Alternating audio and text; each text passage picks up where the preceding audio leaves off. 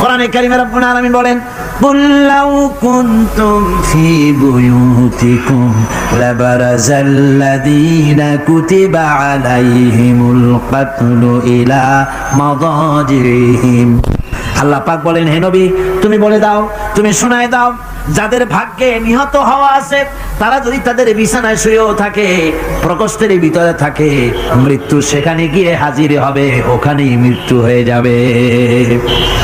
মৃত্যুর সময় আসতে পরে মানুষকে মোটেই সময় দেওয়া হবে না, সময় যখন আসবে সময় মতো তাকে বিদায় নিতে হবে। সুতরাং ঈমান, আল্লাহর প্রতি ঈমান আনলে পরে মানুষের ভিতরে নির্ভীকতার সৃষ্টি হয়, সে কাউকে পরোয়া করে না আল্লাহ ছাড়া। চিল্লায় কোন সুবহানাল্লাহ, আরো জোরে বলেন সুবহানাল্লাহ। সাহস, বুক ভরা সাহস তার মধ্যে আসবে। এরপরে আল্লাহর প্রতি ঈমান আনার জন্য, ঈমান আনলে পরে আরেকটি উপকার মানুষের হয়, এটা হলো 4 নম্বর উপকার। এটা কয় নম্বর? 4 নম্বরের উপকার হলো আল্লাহর প্রতি মানসিক প্রশান্তি আসে। সেই মানসিক প্রশান্তিটা হলো এই, ইমানদার কখনো হতাশ হয় না, ইমানদার কখনো হতাশায় ভোগে না, নিরাশায় ভোগে না। যেহেতু কোরআন শরীফের ভিতরে আল্লাহ পাক বলেছেন, আল্লাহর রহমত থেকে কেবল কাফেররা ছাড়া আর কেউ নিরাশ হয় না। আল্লাহর রহমত থেকে নিরাশ হয় কারা? জোরে কোন, কারা নিরাশ হয়? আর কেউ আল্লাহর রহমত থেকে নিরাশ হয় না। সুতরাং আল্লাহর প্রতি এই আশা, ভরসা, আল্লাহর প্রতি এ ধরনের একটি প্রশান্তি মনের মধ্যে থাকে, সে হতাশ হয় না। কারণ আল্লাহর প্রতি ঈমান আশায় তার বুক বেঁধে দেয়। আল্লাহ পাক কোরআনে কারীমের মধ্যে বলেছেন, আল্লাযী খালাকানি ফাহুয়া ইয়াহদিন। আল্লাহ ইব্রাহিম আলাইহিস সালামের মুখ দিয়ে কথা বলেছেন।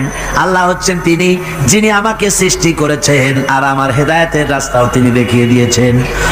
ওয়াল্লাযী হুয়া ইউতঈমুনি ওয়া ইয়াসকিন। আর আমি যখন ক্ষুধার্ত হই তিনি আমারে খাওয়ান, আর আমি যখন তৃষ্ণার্ত হই তিনি আমারে পান করান। কে খাওয়ান? কে খাওয়ান আর পান করান কে? আল্লাহ পাক বলেন, ওয়াইদা মারিতু ফাহুয়া ইয়াশফিন। ইব্রাহিম আলাইহিস সালামকে দিয়ে আল্লাহ এই কথাও বলালেন, আমি যখন অসুস্থ হই আমারে রোগ মুক্ত কে করে দেয়? বলেন না, কে করে দেয়? আল্লাহ রাব্বুল আলামিন রোগ মুক্ত করে দেন। হযরত আইয়ুব আলাইহিস সালামের ঘটনা কোরআনে কারীমের মধ্যে আল্লাহ রাব্বুল আলামিন উঠায় দিয়েছেন, বলে দিয়েছেন যাতে করে মুমিনেরা মনের মধ্যে আল্লাহর প্রতি আশা ভরসা আনতে পারে। রোগ হয়েছে হযরত আইয়ুব আলাইহিস সালামের, এত অসুখ, অসুখে রোগে শোকে আত্মীয় স্বজন স্ত্রী পুত্র পরিজন সব তারে ছেড়ে গেল, গায়ে পোকা হয়ে গিয়েছে। 1 বছর 2 বছর নয়, বছরের পর বছর ধরে রোগাক্রান্ত অবস্থায় আইয়ুব আলাইহিস সালাম আছেন। এবার সমস্ত শরীর ছেড়ে জিহ্বার মধ্যে পোকা হওয়া শুরু হয়ে গেছে। হযরত আইয়ুব আলাইহিস সালাম জিহ্বায় যখন পোকা শুরু হয়ে গেল, আল্লাহর দরবারে তখন তিনি ফরিয়াদ করে বলেছিলেন, রব্বুল আলামিন সারা শরীরে পোকা ধরলো, শরীর জরা জরা হয়ে গেল, রোগে শোকে শেষ হয়ে গেলাম, কোনো শিকায়ত করি নাই, এবার তো কথা না বলে পারি না মাবুদ, তুমি দয়া করে আমার জিহ্বায় পোকা দিও না, আমার জিহ্বাটা পোকা ধরেছে, দয়া করে পোকা জিহ্বায় দিও না, কারণ আমার জিহ্বায় যদি পোকা হয়ে যায় তাহলে তোমার মতো আল্লাহর জিকির আমি কি দিয়া করব? আমার জিহ্বাটা ভালো রাখো আল্লাহ। হযরত আইয়ুব আলাইহিস সালাম পড়েছিলেন, আন্নী মাসানি আদ-দুররু ওয়া আনতা আরহামুর রাহিমিন। আয় আল্লাহ, আমি রোগাক্রান্ত হয়ে পড়েছি আর তুমি তো রহমান রহিম। দোয়া মঞ্জুর হলো, আল্লাহ পাক আইয়ুব আলাইহিস সালামকে রোগ মুক্ত করে দিলেন। রোগ হলে পরে কে সেরে দেয়? কে সেরে দেয়? আল্লাহর প্রতি এই আশা, এই ভরসা, এই চিন্তা থাকতে হবে। আল্লাহ পাক বলেন, যখন আইয়ুব আমার কাছে দোয়া করলো আমিও জবাব দিয়া দিলাম। কোন সুবহানাল্লাহ। আল্লাহ পাক বলেন, ফাকাশাফনা মা বিহি মিন দুররিন ওয়া আতাইনাহু আহলাহু ওয়া মিসলাহুম মাআহুম রাহমাতাম মিন ইনদিনা। আমি তার কষ্ট দূর করে দিলাম, তার হারানো স্বাস্থ্য ফিরিয়ে দিলাম, এবং তার সাথী সঙ্গীদেরকে আমার পক্ষ থেকে আমার রহমত দিয়ে তার কাছে সব আবার আমি ফিরাইয়া দিলাম। সুতরাং মুমিন ব্যক্তি কখনো হতাশ হবে না। চতুর্দিকে দেখে বিপদ আর বিপদ, এই বিপদে সে হতাশ হয় না, আশায় বুক বেঁধে থাকে। নিরাশার আধারে তুমি হে আশার নূর, যেখানে বেরোবার কোনো পথ নাই সেখান থেকে পথ বের করে দেয় কে? চিল্লা এখন কে দেয়? আমার আল্লাহ পাক। দেখেন হযরত ইউসুফ আলাইহিস সালাম হারায় গেলেন, মানে তার 11 ভাই ইউসুফ আলাইহিস সালামকে কুয়ার মধ্যে ফেলাই দিলেন। আর এসে তারা বলল যে ইউসুফ আলাইহিস সালামকে বাঘে খায়া ফেলেছে। এটা কি গল্প নাকি? এটা কোথায় আছে? কোরআন শরীফের মধ্যে আছে। ওই 11 ভাই মনে করেছিল ইউসুফ আলাইহিস সালামকে কুয়ার মধ্যে ফেলাই দিলাম, এ কুয়ার মধ্যে পচে মরবে, শেষ হয়ে যাবে। কিন্তু ওই 11 ভাই জানে না এটা কোনো কুয়া নয়, এটা হলো একটা সুড়ঙ্গ পথ, এটা হলো একটা টানেল। এক মুখে ইউসুফকে ফেলাই দিল 11 ভাই, কুয়ার আর এক মুখ থেকে আল্লাহ হযরত ইউসুফকে বের করে মিশরের সিংহাসনে বসাইয়া দিলেন। ওরা বুঝে না, তাই চিরকাল পাপীরা আল্লাহ বান্দাদেরকে, আল্লাহর দ্বীনের গোলামদেরকে অত্যাচার করে, মনে করে শেষ করে ফেলাবো। কিন্তু শেষ আল্লাহর গোলামেরা হয় না, ওরাই শেষ হয়। নির্মূল যারা করতে চায় ওরাই নির্মূল হয়ে যায়। টিকে থাকে কে? আল্লাহর গোলামেরা। টিকে থাকে কে? আল্লাহর গোলামেরা টিকে থাকে। নির্মূলই হয়ে যায় সব সময়। ঠিক কিনা কন? জোরে বলেন ঠিক কিনা? ভাইরা আমার, হযরত ইয়াকুব আলাইহিস সালাম ছেলের চিন্তায় চিন্তায় চোখ দুটো অন্ধ হয়ে গেছে, কাঁদতে কাঁদতে চোখ অন্ধ হয়ে গেছে। কিন্তু হতাশ হন নাই, কারণ হতাশ হবে কেবলমাত্র কাফেরেরা। হতাশ হয় কারা? আল্লাহ বলেছেন হতাশ হয় কাফের, ইমানদার কখনো হতাশ হয় না। হযরত ইয়াকুব আলাইহিস সালাম ছেলে হারাইয়া কি বলতেছেন শোনেন। আল্লাহ তার কথা কোরআনে কারীমের ভিতরে আল্লাহ কি সুন্দর করে উঠায় দিয়েছেন। হযরত ইয়াকুব পড়তেছেন ফাসাবরুন জামিলুন আসাল্লাহু আইয়াতিয়ানি বিহিম জামিআন ইন্নাহু হুয়াল আলিমুল হাকীম। ফাসাবরুন জামিল, ধৈর্য ধারণ করাই এখন আমার জন্য উত্তম। আমি এখন ধৈর্য ধারণ করব, হয়তো শীঘ্রই আল্লাহ আমার যাদের হারাইছি তাদের সকলকে আল্লাহ আমার কাছে ফিরিয়ে দিবেন। তিনি সুবিজ্ঞ, তিনি প্রচন্ড ক্ষমতার মালিক। আশায় বুক বেঁধে থাকলেন তিনি। আর ইউসুফ আলাইহিস সালাম আজকে প্রেসিডেন্ট, তিনি মিশরের কি তিনি 11 ভাই গেছে সেইখানে খাবার আনার জন্য। হযরত ইউসুফ আলাইহিস সালামের চিনতে কোনো কষ্ট হয় নাই। ওরা তো চেনে নাই, কিন্তু ইউসুফ আলাইহিস সালাম চিনে ফেলেছেন। হযরত ইউসুফ কোনো প্রতিশোধ নিলেন না। হযরত ইউসুফ পরিচয় দিলেন আর বললেন ভয় পাইও না, খাদ্য তোমাদেরকে দিয়ে দিব। তোমাদের ব্যাপারে আমার বক্তব্য হচ্ছে লা তাসরিবা আলাইকুমুল ইয়াউম, তোমাদের বিরুদ্ধে আমার কোনো ক্ষোভ নাই, বিদ্বেষ নাই, মাফ করে দিলাম। এই জামাটা নিয়ে যাও, আমার আব্বার জন্য এই জামাটা নিয়ে যাও। জামা নিয়ে যাচ্ছে মিশর থেকে। কোথায়? কেনান। কোথায়? মিশর। মিশর থেকে ইউসুফ আলাইহিস সালামের জামা নিয়ে ছেলেরা কেনানের দিকে যাচ্ছে। আর এদিকে হযরত ইয়াকুব বলতেছেন আমি যেন আমার নাকের ভিতরে ইউসুফের গন্ধ পেতেছি। সুবহানাল্লাহ। জামা চলে এলো, চোখের উপরে তিনি রাখলেন, আল্লাহ চোখ ভালো করে দিলেন। সুবহানাল্লাহ। ভাইরা আমার, এই জন্য যারা আল্লাহর উপরে ভরসা করে, আল্লাহর ঈমান যাদের মধ্যে এসে যায়, ঈমান বিল্লাহর বড় উপকার হলো সে হতাশ হয় না। যত বড় বিপদ হোক হতাশ হয় না। দেখেন ইউসুফ আলাইহিস সালাম কি কেমন করে জুলাইখা ঘেরাও করে ফেলে দিয়েছে। দরজা বন্ধ, তালা বন্ধ, জানলা বন্ধ, ছিটকানি মারা, খিল মারা, তালা দেওয়া, বেরোবার কোনো পথ নাই। চতুর্দিকে নগ্ন চিত্র। এবার জুলাইখার কুপ্রে প্রবৃত্তিকে চরিতার্থ করতে হবে, খারাপ কাজ করতে হবে, বেরোবার পথ নাই। হযরত ইউসুফ আলাইহিস সালাম তিনি জানেন দরজা সব বন্ধ, পালাবার পথ নাই, কিন্তু আল্লাহ রাব্বুল আলামিনকে তিনি ভয় করলেন। যুবক মানুষ, আল্লাহ আল্লাহ রাব্বুল আলামিনকে ভয় করলেন। রব্বুল আলামিনকে ভয় করে তিনি তালাবদ্ধ দরজার দিকে দৌড় মারলেন। রব্বুল আলামিন আপন কুদরতে সবগুলি দরজা খুলে দিলেন। ওয়ামান ইয়াত্তাকিল্লাহা ইয়াজআল লাহু মাখরাজা। যে ব্যক্তি আমারে ভয় করে, আমার পথে চলতে চায়, আমি রাস্তা খুলে দেই। সুবহানাল্লাহ বিহামদিহি। সুতরাং ইমানে বুক বাঁধো জওয়ানেরা, তরুণেরা, হতাশ হওয়ার কোনো কারণ নাই, আশায় বুক বেঁধে থাকো। আপনারা বলেন, এই পৃথিবীতে ইউনূস আলাইহিস সালাম যে বিপদে পড়ছিলেন, এর চাইতে বড় বিপদ পৃথিবীতে কিছু হতে পারে? আপনাদের চিন্তায় বুঝি পারে? এই দিকের লোকেরা কথাই কয় না। কি বলেন, পারে? এত বড় বিপদ চিন্তাও করা যায়?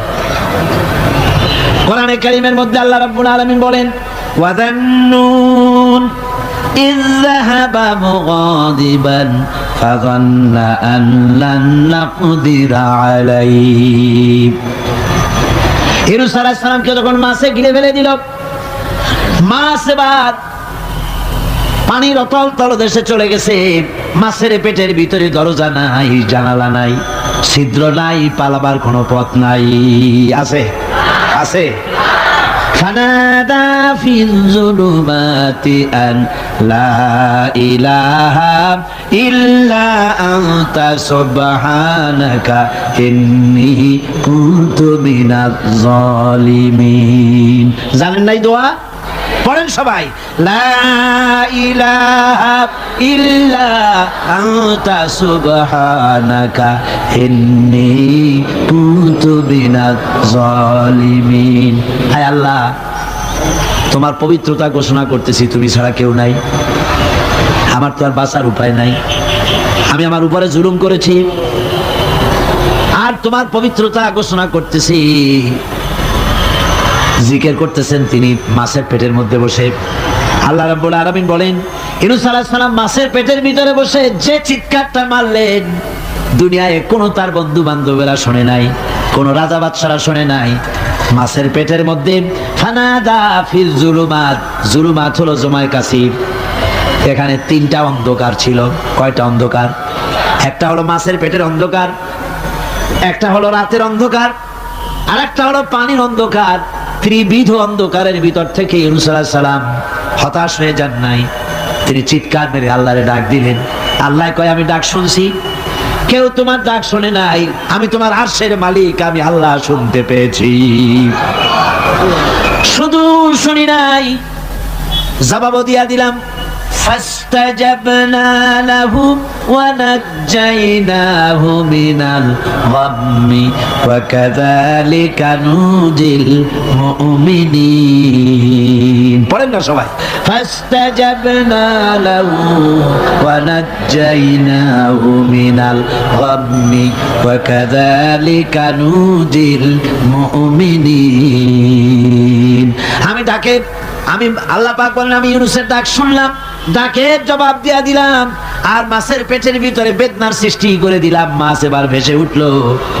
মাছের আর এখন কোন উপায় নাই বমি করা ছাড়া। মাছ কিনারায় চলে এলো, ইউনূসকে বমি করে ফেলে দিল।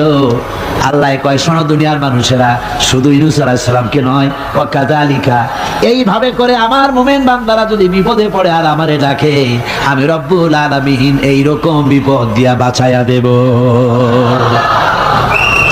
বিপদ থেকে বাঁচাবেন কে? সুতরাং গতকালকের মতো আবারও বলি, বিপদ আসতে পরে মুসলমানেরা মাজারে দৌড়ায় বেশি। কন নাউযুবিল্লাহ, জোরে কন নাউযুবিল্লাহ। বিপদ আসে আর মাজারে চলে যায়, যাইয়া সেখানে কাঁদবে, মাজারের উপরে মাথা ঘা দিতে থাকে, পয়সা দেয়, মুনাজাত করে, কাঁদতে থাকে, মাজারওয়ালার কাছে বিপদ মুক্তি চায়। নাউযুবিল্লাহ পড়ে, আবারও কন নাউযুবিল্লাহ। বিশ্বাস করুন আমার ভাইরা, বিশ্বাস করুন, আল্লাহর কোরআন আমার হাতে। মাজারওয়ালার কাছে কানলে পরে ওই মাজারে যিনি শুয়ে আছেন, আল্লাহর কসম, তার কোনো ক্ষমতা নাই আপনাকে বিপদ থেকে বাঁচাতে পারে। আছে ক্ষমতা? জোরে বলেন, আছে? বিপদ থেকে বাঁচাবে কে? কে বাঁচাবে? আল্লাহ। আপনারা টাকা দেন আর ওই টাকাগুলি ওইখানে মাজারে বৈশা জনমের খাওয়া খায় মাজারের পাহারাদার এক শ্রেণীর পান্ডারা। টাকাগুলা মাথায় দেখবেন মাজার কেন্দ্র করে লাল লাল চাদর গায়, তারপরে শট, মাথায় জট, দাড়িতে জট, দাড়িতে জট আর মোষ। হাইরে মোষ, 6টা টর্চ লাইট দিয়েও যদি আপনি খোঁজেন মুখ তালাশ করে পাবেন না, এত মোষ সমানে গাঁজা খায় আপনার পয়সা দিয়ে, ধর্মের নামের ব্যবসা করে। যাই দেখেন মাজারগুলো, প্রত্যেকটা মাজারে 5টা 10টা লোক বসা আছে। ঘাট ধরে বের করে দাও। আর বড় মাজারে বসে আছো কেন? মসজিদে যাও। কোথায় যাবে? কোথায় যাবে? মসজিদে। আল্লাহ থামো, আল্লাহর ওলিদের মাজার ঘেরাও করে রেখে দাও, যত্ন করে রেখে দাও। গরু ছাগল ভেড়া হাবিজাবি কিছু যেন যেতে না পারে, যত্ন করে রাখো, সম্মান দিয়ে রাখো। কিন্তু তোমার ওখানে পাহারা দিতে বলছে কে? তুমি ওখানে বসে থাকো কেন? গুড় যেখানে পিঁপড়া সেখানে। পয়সা দেওয়া বন্ধ করে একটারও পাবেন না ওখানে, ঠিক কিনা কর? সব ধান্দাবাজ পয়সার লোভে ওখানে বসে থাকে, গাঁজা খায়, মদ খায়, নামাজ পড়ে না। আর আপনার টাকা দিয়া খোঁজ নিয়ে দেখেন মাজারের মুতল্লি যত আছে সব বাসের মালিক, ট্রাকের মালিক, কোটি কোটি টাকার ব্যবসা করে। সুতরাং এগুলি ছাড়েন, এ ধান্দাবাজি বন্ধ করুন। মাজারের সাথে কোনো সম্পর্ক নাই। মুসলমানের সম্পর্ক কেবল মসজিদের সাথে। কিসের সাথে? মসজিদের সাথে সম্পর্ক করে। আমার বন্ধুগণ, বিপদ আসলে পরে কবরের কাছে যাওয়া নয়, বিপদ আসলে পরে মসজিদে যান, 2 রাকাত কাজায়ে হাজাতের নামাজ পড়েন। রাসূলুল্লাহ পড়েছেন, কাজায়ে হাজাতের নামাজ পড়েন, সিজদায় পড়ে গিয়ে আল্লাহর কাছে কাঁদেন, আপনার বিপদ আল্লাহ রব্বুল আলামিন দূর করে দিবেন। আরে এমন আল্লাহরে থুইয়া কি যে বলবো, মানুষের যে কি হইছে। আমি সিলেটে দেখেছি শাহজালাল রহমতুল্লাহ আলাইহি, আল্লাহর ওলি, শাহ আমানত আল্লাহর ওলি, শাহ মাহদুম আল্লাহর ওলি। এই ওলিরা কোনদিন বলে যায় নাই যে আমার মাজারে পাহারা দিয়ে তোমরা টাকা আদায় করো। বলছে কেউ? শাহজালাল রহমতুল্লাহ আলাইহির মিশন কি ছিল আর এই পাগলেরা করে কি? হযরত শাহজালালের তরবারি আজও আছে, আমি তরবারি দেখেছি, দোধারি তরবারি হাতে নিয়ে এসেছে। এক হাতে ছিল তরবারি আর এক হাতে ছিল আল্লাহর কোরআন। যখন সিলেটে ঢুকলেন, সিলেটে যখন ঢুকলেন, গৌর গোবিন্দ তার সব কিছু, তিনি আজান দেওয়ালেন। আজান শোনা মাত্র মূর্তিগুলো কাঁপতে লাগলো। গৌর গোবিন্দের কলজা গলার কাছে চলে আসছে, জিজ্ঞেস করছে ব্যাপারটা কি, এরকম হচ্ছে কেন? জ্যোতিষীরা বলল যবন এসেছে, মেলেচ্ছ এসেছে, আর উপায় নাই। শাহজালাল রহমতুল্লাহ আলাইহি তিনি বসলেন গেটের কাছে, এবার সব পালাচ্ছে। গৌর গোবিন্দ বলল সাপুরিয়াদের ডেকে যে আমারে একটা বাক্সের মধ্যে ভরিয়া সাপ বলে চালাই দিও, আমি সামনে পড়তে চাই না। ভয়তে কলজা গলার কাছে চলে আসছে শুধু আজান শুনে। এরপরে লোক সব চলে যাচ্ছে, উনি দেখতেছেন যাও যাও যাচ্ছে সব। তারপরে ঝুড়িতে করে যাচ্ছে সাপুরিয়ারা, তোমাদের মধ্যে কি সাপ? যাও যাও যাও। এরপরে বড় একটা বাক্স, ওইটার মধ্যে কি? কয় যে হুজুর আমরা সাপ খেলা দেখি, এর মধ্যে সাপ। নামাও, আমি সাপ খেলা দেখবো, নামাও না। এরপরে বাক্স খুলছে, দেখে যে আসল সাপ বাইর হয়েছে। গৌর গোবিন্দ বলল যে আমার রাজত্ব ছেড়ে দিলাম, আমারে জানে বাঁচা। শাহজালাল রহমতুল্লাহ আলাইহি বললেন আমি তো মারতে আসি নাই, আমি তো হত্যাকাণ্ড করতে আসি নাই, আল্লাহর দ্বীনকে নিয়ে এসেছি। তিনি ক্ষমা করে দিলেন। সেই শাহজালাল রহমতুল্লাহ আলাইহির মাজারে লোকেরা বিভিন্ন জায়গা দিয়ে যায়, বাস ভরে ভরে যায়, যাইয়া চাদরের উপরে যাইয়া মাথা ঘা দিতে থাকে আর কাঁদতে থাকে। কতগুলো গজাল মাছ আছে, বিরাট বিরাট গজাল, গায়ে সাদলা পড়ে গেছে, দেখলে মনে হয় যেন রিটায়ার্ড অফিসার, এরকম মোটা। ওগুলোরে মুড়ি খাওয়া, কলজা খাওয়া। একটা কুয়া আছে, পানি এত বসা, কয় যে এইটার আর এক মুখ হলো জমজমের সাথে মিশানো। নাউজুবিল্লাহ। হায় মানুষ, মুসলমানের আকীদা হয় এত খারাপ। আকীদা বত্তর হয়ে গেছে। এগুলি ধর্মের নামের ব্যবসা, এগুলি জোরে বলেন কি? এই ব্যবসা বন্ধ করতে হবে, এই ব্যবসা বন্ধ করতে হবে। এরা ধর্মের নামে লুটেরা,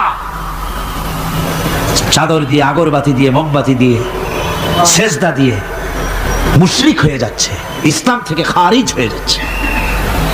আমার কাছে রিপোর্ট এসেছে প্রচন্ড ভিড়ে মানুষের কষ্ট হচ্ছে, তো কি করা যাবে? আমি বললাম ভিড়, আর আপনারা যদি ভিড় দেখতে চান তাহলে তো সব লোক দাঁড়ায় যাবে, আপনাদের তো দেখার দরকার নেই। একটু চেপে চেপে বসেন আর জোরে সোরে জিকির করেন, লা ইলাহা ইল্লাল্লাহ, লা ইলাহা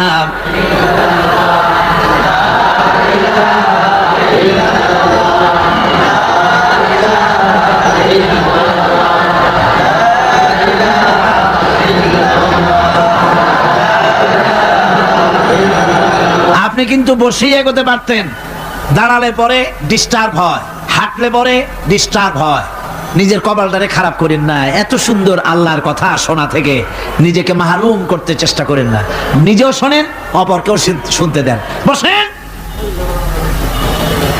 মাজা ব্যথা করবে না, আল্লাহ মাজা ব্যথা ভালো বানায় দেবে যত সময় বসবেন। কোন আলহামদুলিল্লাহ।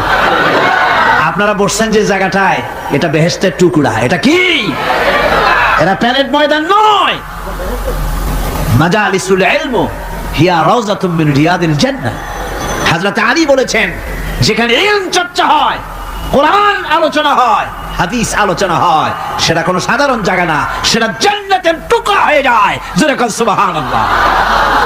কাজী বেহেশত থেকে শয়তানের জন্য বাইর করে না দেয়, সতর্ক থাকেন। শয়তান কি চায় যে আপনি সারাক্ষণ শোনেন? কি কোন চায়? চায় না। শয়তানের খপ্পরে পড়েন না, বসেন আর শোনেন। ইমানদার যখন বিপদে জর্জরিত হতে থাকে তখন সে ভেঙে পড়ে না, তখন অন্ধকারে, বিপদের অন্ধকার বিদীর্ণ করে আলোর এক প্রভা তার চোখের সামনে উদ্ভাসিত হয়ে ওঠে। সেটা কি? সেটা হলো আল্লাহ রাব্বুল আলামিনের বাণী, ফাইন্না মাআল উসরি ইউসরান, ইন্না মাআল উসরি ইউসরা। আল্লাহ পাক বলেন, জেনে রাখো, দুঃখ এবং কষ্টের সাথে রয়েছে সুযোগ আর সুবিধা, আর অসচ্ছলতার সাথে রয়েছে উদার সচ্ছলতা। জোরে কোন সুবহানাল্লাহ। কাজে ভয় পাওয়ার কারণ নাই, হতাশ হওয়ার কারণ নাই।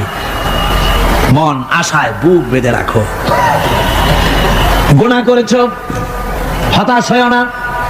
যুবকদের গুনাহ করা স্বাভাবিক। ইউনিভার্সিটির ছাত্র, কলেজের ছাত্র, প্রফেসর, শিক্ষক, অফিসার ঘুষ খেয়েছেন, জিনা করা হয়েছে, মদ খাওয়া হয়েছে, মিথ্যা কথা বলা হয়েছে, যাই কিছু করেন না কেন ভয় পাওয়ার কারণ নাই, নিরাশ হওয়ার কোনো দরকার নাই।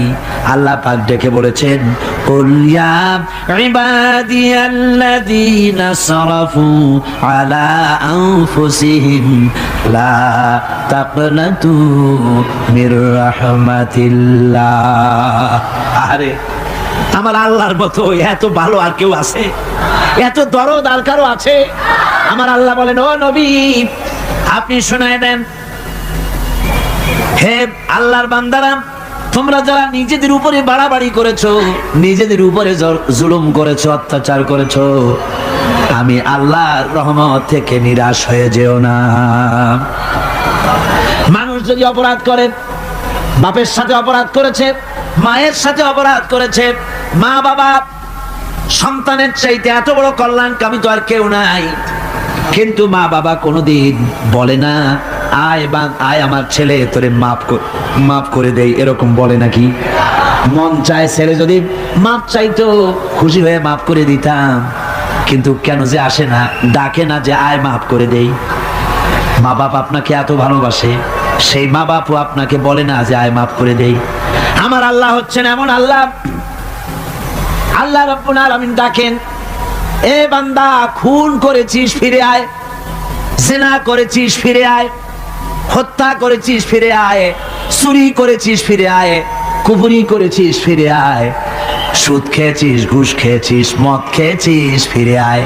এসে আমার দরবারে চোখের পানি ফেল, আমার দরবারে কাঁদাকাটি কর। ইন্নাল্লাহা ইয়াগফিরুয যুনুবা জামিআ ইন্নাহু হুয়াল গফুরুর রহিম। আমার দরবারে চোখের পানি ফেলে কাঁদ, আমি রব্বুল আলামিন জিন্দেগীর গুনাহ মাফ করে দেব। সুবহানাল্লাহ কোন, সুবহানাল্লাহ কোন। আমার কাছে কাঁদ, চোখের পানি ফেল। আল্লাহ রাব্বুল আলামিনের কাছে বান্দার দুইটা ফোঁটা বেশি প্রিয়। একটা হলো জিহাদের ময়দানে যে রক্ত ফোঁটা দেওয়া হয়, এটা আল্লাহর কাছে প্রিয়। আর আল্লাহর ভয়তে গুনার জন্য লজ্জা করে অনুশোচনা করে বান্দা যখন চোখের পানি ছেড়ে দেয়, আল্লাহর কাছে এটা অত্যন্ত প্রিয়। নবীজি বলেছেন, বান্দা যখন গুনার ভয়তে, আল্লাহর ভয়তে, জাহান্নামের ভয়তে অনুশোচনা করে যখন চোখ দিয়া পানি ছেড়ে দেয়, ওই চোখের পানি নাকের অর্ধেক আসতে না আসতে আল্লাহ রব্বুল আলামিন বান্দারে মাফ করে দেয়। আল্লাহ বরদাস্ত করতে পারেন না যে বান্দা কান্দে। আমার ভাইরা, আল্লাহর রহমত এই পৃথিবীতে, আল্লাহর রহমতকে 100 ভাগ করা হয়েছে। আল্লাহর রহমতের কত ভাগ? এই 100 ভাগের 1 ভাগ সারা পৃথিবীতে ছড়াই দেওয়া হয়েছে। আর 99 ভাগ কার কাছে? আল্লাহর কাছে। একটা ভাগ দুনিয়া ছড়ানো হয়েছে আদম আলাইহিস সালাম থেকে নিয়ে এই পর্যন্ত, এখান থেকে নিয়ে কিয়ামত পর্যন্ত পৃথিবীতে যত মানুষ আসবে, যত প্রাণী আসবে, তাদের মধ্যে প্রাণী জগতেও গাভী তার বাছুরকে ভালোবাসে ঠিক কিনা, হাতি তার বাচ্চাকে ভালোবাসে ঠিক কিনা, মুরগি তার বাচ্চাকে ভালোবাসে কিনা, প্রত্যেক মাই তার সন্তানকে ভালোবাসে মানুষের মতো।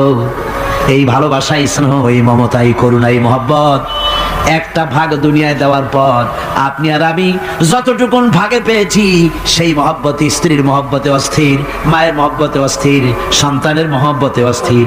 এখন চিন্তা করেন, একটা ভাগ সারা পৃথিবীতেই বিতরণ করার পর যেটুক পেয়েছি, তাতে যদি এত মহব্বত হয়, তাহলে এর 99 ভাগ মহব্বত যে আল্লাহর কাছে জমা আছে, এই বান্দার জন্য তার কত মহব্বত, এই বান্দার জন্য কত করুণাতা, কত মহব্বতটা, কত দয়াটা। এজন্য আল্লাহ রাব্বুল আলামিন বলেছেন, নাব্বি ইবাদি আন্নী আনাল গফুরুর রহিম। ও আমার নবী, সুসংবাদ দিয়ে দাও, বান্দাদেরকে শোনায় দাও যে আমি আল্লাহ তাআলা ক্ষমাশীল আর দয়াবান। হুজুর কাঁদতেছিলেন, হযরত ওমর রাদিয়াল্লাহু তাআলা আনহু এসে দেখেন হুজুর একা কাঁদতেছে। হুজুর জিজ্ঞেস করছেন, হযরত ওমর জিজ্ঞেস করলেন, হুজুর আপনি কাঁদেন কেন একা একা? হযরত ওমর বলেন, আমি যখন প্রশ্ন করলাম, নবীজি বললেন, আমার কাছে কিছু আগে জিবরাইল এসেছিলেন।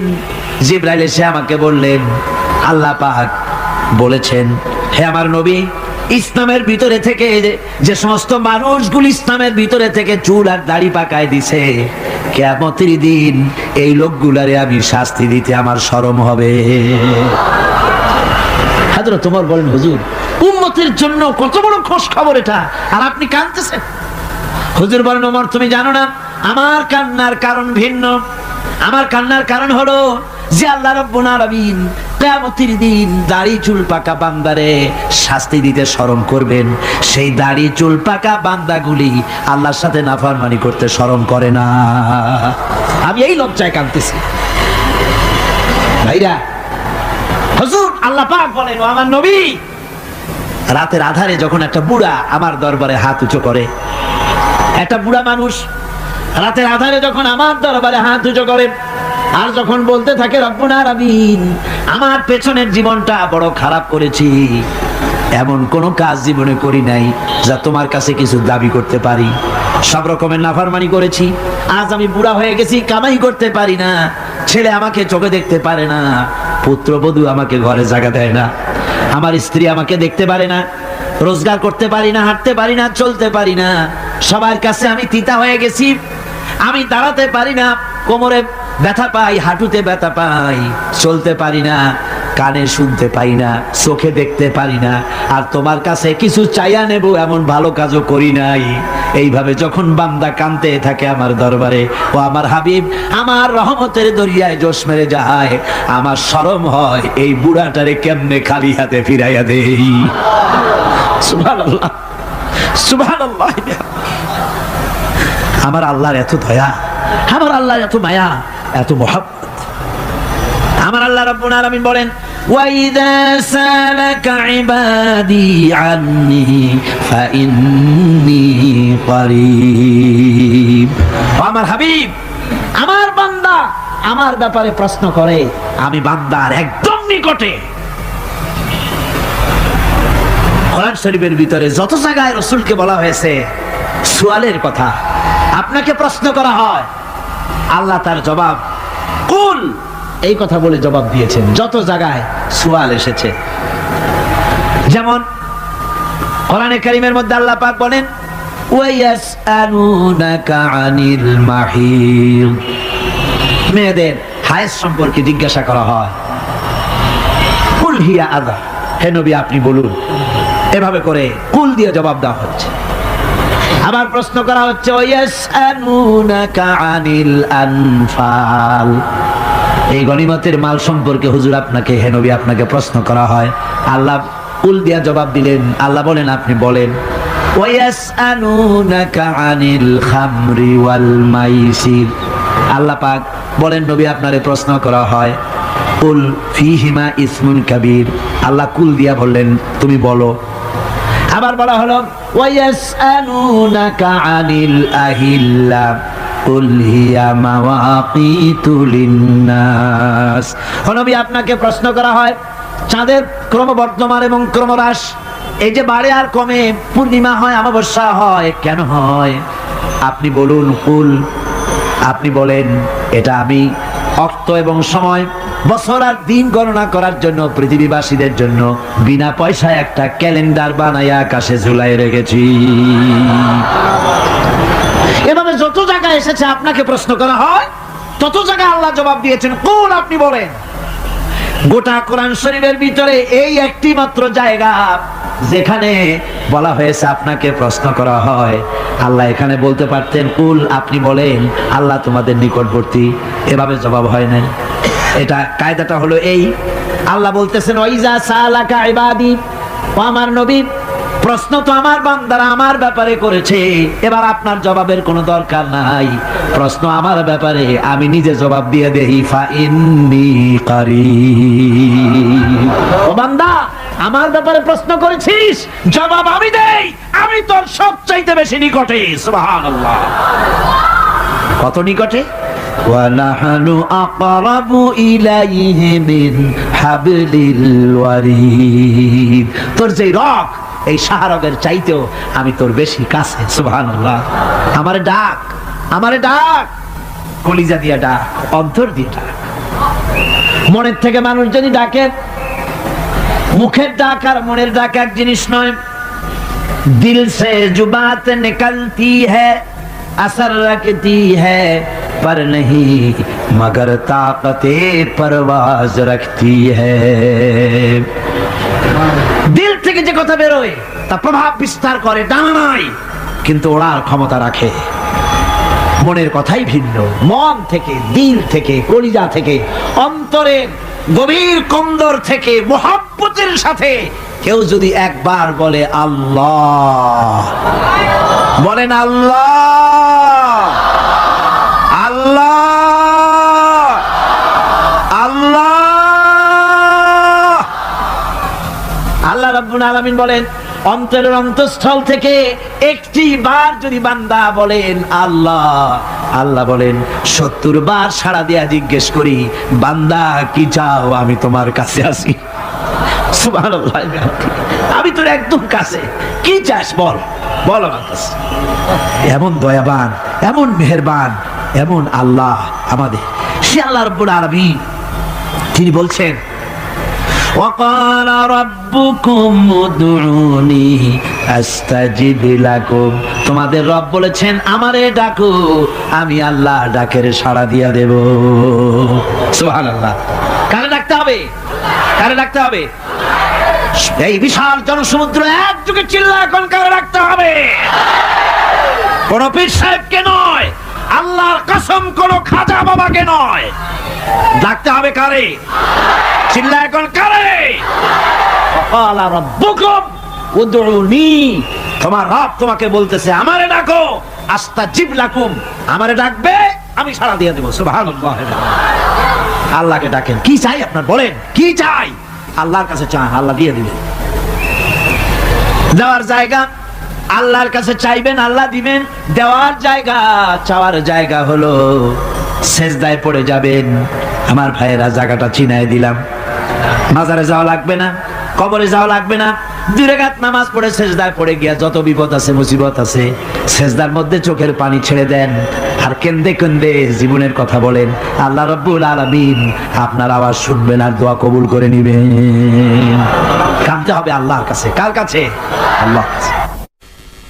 সুম্মা ইস্তাগফিরুল্লাহ, আর এরপরে সে যদি আমি আল্লাহর কাছে ক্ষমা চাই, ইয়াজিদিল্লাহ গাফুরার রহিমা, সে আমি আল্লাহকে গফুর এবং রহিম হিসাবে পাবে। সুবহানাল্লাহ। আল্লাহকে গফুর এবং রহিম হিসাবে পাওয়া যাবে। সব আল্লাহকে বলতে হবে, গুনাহ মাফ চাইতে হবে। এই জন্য হুজুর সাল্লাল্লাহু আলাইহি ওয়াসাল্লাম দৈনিক 100 বার তওবা করতেন। কোন হাদিসে আছে 70 বার, কোন হাদিসে আছে 100 বার তওবা পড়তেন। নামাজের পরে তো প্রত্যেক নামাজেই পড়তেন হুজুর। সালাম ফিরাতেন আর সাথে সাথে বলতেন আল্লাহু আকবার, আস্তাগফিরুল্লাহ, আস্তাগফিরুল্লাহ, আস্তাগফিরুল্লাহ। মনে থাকবে আপনাদের? মনে থাকবে? সালাম ফিরে কি বলবেন? না, সালাম ফিরাবার সাথে সাথে বলবেন আল্লাহু আকবার, তারপরে পড়বেন আস্তাগফিরুল্লাহ, আস্তাগফিরুল্লাহ, আস্তাগফিরুল্লাহ। তওবা পড়বেন। আল্লাহর কাছে সবসময় গুনাহ মাফ চাইতে থাকবেন, বিনীত থাকবেন। আল্লাহকে পাওয়া যাবে, তাকে রহিম হিসেবে পাওয়া যাবে। সুতরাং ঈমান বিল্লাহ, আল্লাহর প্রতি ঈমান আনলে পরে 4 নম্বরের যে উপকারটা হবে সেটা হলো হতাশায় ভুগবে না, নিরাশায় ভুগবে না, আশায় বুক বেঁধে উঠবে, ঈমান মজবুত হবে, আল্লাহর কাছে মানুষ বিনয়ী হয়ে যাবে। এবার 5 নম্বরের উপকার আমি বলছিলাম, ঈমান বিল্লাহ, আল্লাহর প্রতি ঈমান আনলে পরে অসংখ্য উপকার হয়, অসংখ্য বৈশিষ্ট্যের আছে। এর 6টা উপকারের কথা আমি বলবো। কয়টা? অসংখ্য উপকারের ভিতরে প্রধান 6টি উপকারের কথা বলবো। এর বললাম কয়টা? 4টে বলেছি। এবার বলো 5ম উপকারের কথা। আল্লাহর প্রতি আপনি পূর্ব পশ্চিমে কতবার মুখ ঘোরালেন, এটাই কিন্তু আপনার আসল সৎ কাজ নয়। আসল সৎ কাজ হলো আল্লাহর প্রতি ঈমান আনা। এই ঈমানের ব্যাপারে 3টা দিন আমরা পার করে দিলাম, এখনো কথা শেষ হয় নাই। আল্লাহর প্রতি ঈমান আনলে পরে যে উপকারটা হবে 5 নম্বরে, সেটা হলো কঠোর এবং কঠিন বিপদের ভিতরে বান্দার ভিতরে অবিচলতা এবং ধৈর্যের সৃষ্টি হয়ে যাবে। আলহামদুলিল্লাহ। কঠিন বিপদ মুসিবত আসলে পরে সে অবিচল থাকবে। সারা দুনিয়ার বিপদ আপদ, শত্রুতা, দুঃখ, কষ্ট, মুসিবত, জুলুম, নির্যাতন সবকিছু পাহাড়ের মতো উঁচু হয়ে তাকে ঘিরে ফেলবে, কিন্তু তাকে এক চুলও নাড়াতে পারবে না। আলহামদুলিল্লাহ। সারা পৃথিবী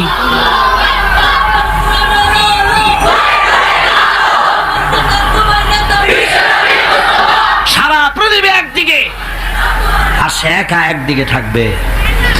বিরোধিতা তো হবেই, বিপদ তো আসবেই। কবি বলতেছেন, সাথে যা কার রহা হ্যায় अज़ल से ता इमरोज, साथे जा का रहा है अज़ल से ता इमरोज, चरागे मुस्तफावी से शरारे बुलहबीस। সে আবহমান কাল থেকে শুরু করে মুস্তাফা সাল্লাল্লাহু আলাইহি ওয়াসাল্লামের দীপ শিখার সাথে আবু জাহেল, আবু লাহাবের অগ্নিস্ফুলিঙ্গের টক্কর লেগেই আছে।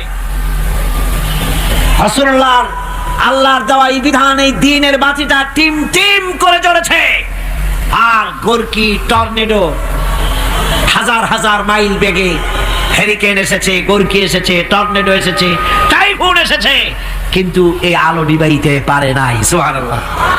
এই আলো নিবাতে পারে নাই। এই শত্রুতা চিরকালে নিবাতে পারবে না। কারণ হচ্ছে আল্লাহ রাব্বুল আলামিন বলেছেন, ইউরিদুনা লিইউতফিউ নূরাল্লাহি বিআফওয়াহিহিম ওয়াল্লাহু মুতিম্মু নূরিহি ওয়ালাউ কারিহাল কাফিরুন। ওরা চায় মুখের ফু দিয়ে আমার আলোকে নিভিয়ে দেবে, কিন্তু আমি আমার আলোকে পূর্ণতা দান করব। তাতে কাফের বেঈমানদের কলজায় যত জ্বালা যন্ত্রণা হোক আমার দিন কেউ মিটাই দিতে পারবে না। সুবহানাল্লাহ। সুতরাং বিপদে অবিচলতা আসবে, সে অটল হবে, মজবুত হবে। কোরআনে কারীম বলতেছে ওয়া কাযালিকা জাআলনা লিকুল্লি নাবিয়্যিন আদুওয়াম মিনাল মুজরিমিন। এই পৃথিবীতে এমনি করে আমি সকল নবীদের শত্রু বানিয়েছি, সব পাপিষ্ঠ অপরাধীদেরকে। নবীদের সাথে বিরোধিতা করেছে কারা? পাপিষ্ঠরা, অপরাধীরা।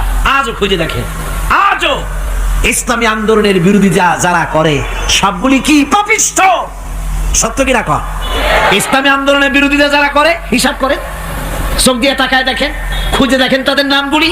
মদখোর, জিনাকার, বদমাশ, চোর, হাইজাকার, বেনামাজি, লুটেরা, মিথ্যাবাদী, সবচাইতে সমাজের নিকৃষ্ট লোকগুলি ইসলামের বিরুদ্ধে।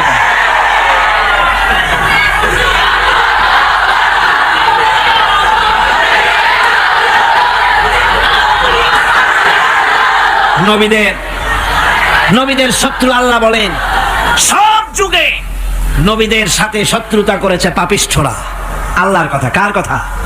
সকল যুগে নবীদের সাথে শত্রুতা করেছে পাপিষ্ঠরা, নিকৃষ্ট ধরনের অপরাধীরা। সুতরাং নবী রাসূলদের অবস্থা যখন এই, তখন দ্বীনের দাওয়াত যারাই দেবে তাদের কিসমত এরকম হবেই। এই বাধার মোকাবেলা তাদেরও করতে হবে। এই যে বাধাটা আসে, এই যে মারে, অপরাধ কি? এই যে তারা চোর বা ডাকাত যাদের মারা হয়। আল্লাহ রাব্বুল আলামিন বলেন অপরাধ হলো ওয়ামা নাকামু মিনহুম ইল্লা আইয়ুমিনু বিল্লাহিল আজিজিল হামিদ। অপরাধ হচ্ছে ইমানদার লোকদের উপরে নির্যাতন চালিয়েছে, অন্য কোনো কারণে নয়। কারণ একটাই, তারা আল্লাহর জমিনে আল্লাহর দ্বীন প্রতিষ্ঠা করতে চেয়েছে, আর কোনো অপরাধ না। জমিন আল্লাহর, জমিন কার? এই বিশাল জনসমুদ্র গর্জে উঠুন একযোগে বলুন জমিন কার? আইন চলবে কার? এখানেই সংঘর্ষ বেঁধেছে আবহমান কাল ধরে। মানুষ অত্যাচারিত হয়েছে, সাহাবায়ে কেরাম অত্যাচারিত হয়েছেন। বুখারী শরীফের হাদিসে এসেছে রাসূল করিম সাল্লাল্লাহু আলাইহি ওয়াসাল্লামের কাছে হযরতে খাব্বাব গিয়ে উপস্থিত হয়েছিলেন। হযরতে খাব্বাব বলেন, হাদিসটা এভাবে লেখা হয়েছে বুখারীতে, ওয়ান খাব্বাব বিন আরিদ রাদিয়াল্লাহু তাআলা আনহু قال شكونا إلى رسول الله صلى الله عليه وسلم وهو متوسد بردة له في ظل الكعبة। রাসূলুল্লাহর কাছে গেলাম, কাবা শরীফের কাছে গিয়ে দেখি নবীজি একটা চাদর গায়ে দিয়ে তিনি আরাম ফরমাচ্ছিলেন কাবা শরীফের ছায়ায়। সেখানে গিয়ে বললাম, আলা তাস্তানসিরু লানা আলা তাদউ লানা ইয়া রাসূলুল্লাহ, হে আল্লাহর রাসূল, আপনি কি আমাদের জন্য আল্লাহর কাছে দোয়া চাইবেন না? আপনি কি আল্লাহর কাছে আমাদের জন্য সাহায্য চাইবেন না? আমাদের লোকগুলিকে, মুসলমানগুলিকে মারতে মারতে তো শেষ করে ফেলে দিল। তারা আমাদের সুমাইয়াকে মারলো, আমাদের খাব্বাবকে উটের সাথে পায়ের দড়ি লাগায় টানলো, আমাদের খোবায়েবকে তারা আগুনের উপরে চিৎ করে শোয়ায় রাখলো, না খায় রাখতেছে, মারতেছে, কষ্টে তো শেষ হয়ে গেলাম। হুজুর, আপনি কি আমাদের জন্য দোয়া করবেন না? হাদিস শরীফে এসেছে নবীজি উঠে বসলেন সোজা হয়ে। নবীজি বলেন, ও আমার সাহাবী, ও খাব্বাব, শোনো, তোমাদের আগে এই পৃথিবীতে যারা দ্বীনের দাওয়াত দিতে এসেছিলেন তাদেরকে সমকালীন রাষ্ট্রশক্তি, সমাজ শক্তি তাদেরকে ধরতো। ফায়ুখাজুর রাজুলো, তাদেরকে তারা ধরতো। ফায়ুহফারু লাহু ফিল আরদ, আর তার জন্য জমিনের ভিতরে কবর বানাইতো। ওই কবর ফায়ুজালু ফিহা, ওই কবরের ভিতরে তাকে কোমর পর্যন্ত গেড়ে দিত। সুম্মা ইউতা বিল মানশার, এরপরে করাত আনতো। ফায়ুদাউ আলা রাসিহি, এরপরে ওই করাত তার মাথার উপরে রাখতো। ফায়ুজালু নিসফাইন, এরপরে করাত দিয়া চিরে জীবিত মানুষটারে দ্বিখণ্ডিত করে ফেলে দিত। মা ইয়াসুদ্দুহু যালিকা আন দীনিহি। ও আমার খাব্বাব, এত কষ্ট দেওয়ার পরেও সেই যুগের কোন মুসলমানকে, দ্বীনের দায়ীদেরকে আল্লাহর দ্বীন থেকে এক চুলো তারা সরাই দিতে পারে নাই, এক চুলো সরাতে পারে নাই। ওয়াল্লাহি, ও খাব্বাব, আমি আমার আল্লাহর নামে কসম করে বলছি, লা ইউতাম্মান্নাল্লাহু হাযাল আমরা হাত্তা ইয়াসিরার রাকিবু মিন সানা ইলা হাযরামাউত। আমি কসম করে বলি, আল্লাহ রাব্বুল আলামিনের এই সানা থেকে হাজারামাত পর্যন্ত লোকেরা যাতায়াত করবে, সুন্দরী রমণীরা গমন করবে, সদাগরেরা যাতায়াত করবে, টাকা নিয়ে পয়সা নিয়ে যাতায়াত করবে। তাদের মনের মধ্যে লুটের ভয়, টাকার ভয়, চুরির ভয়, ডাকাতির ভয়, জেনার ভয়, হত্যার ভয়, ধর্ষণের ভয়, কোনো ভয় থাকবে না। লা ইয়াখাফু ইল্লাল্লাহ, আল্লাহ ছাড়া কোনো ভয় থাকবে না। এমন একটা সমাজ, এমন একটা সময় আসবে। ওয়ালাকিন্নাকুম তাস্তাজিলুন, অথচ খুব তাড়াহুড়ো তোমরা করতেছো। তাড়াহুড়ো করো না, সময় আসবে ইনশাআল্লাহ। আর সে সময় আসছিল মদিনায়, আসে নাই? আসে নাই? সুতরাং আজও চট্টগ্রামের এই বিশাল জনসমুদ্রকে বলতে চাই, নির্যাতন, স্বৈরাচার, জুলুম, অত্যাচার, হত্যাকাণ্ড যা কিছু ঘটতেছে, ধৈর্য ধরুন, আন্দোলনে শরীক হন, জান বাজি রাখুন। এ বাংলাদেশেও আগামী যে পার্লামেন্ট হবে, আগামী জাতীয় নির্বাচনে যে পার্লামেন্ট তৈরি হবে, ইনশাআল্লাহ সেই পার্লামেন্ট হবে কোরআনের পার্লামেন্ট ইনশাআল্লাহ।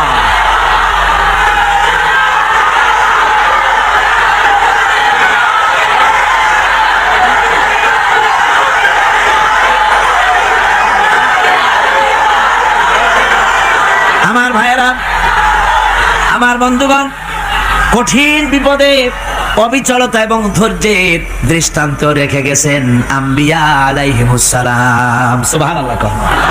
কঠিন বিপদে অবিচলতা, দৃঢ়তা, ধৈর্য কারে বলে, তার দৃষ্টান্ত কারা রেখেছেন? আম্বিয়া আলাইহিমুস সালাম। ওনারাই আমাদের আদর্শ, নবীরাই আদর্শ।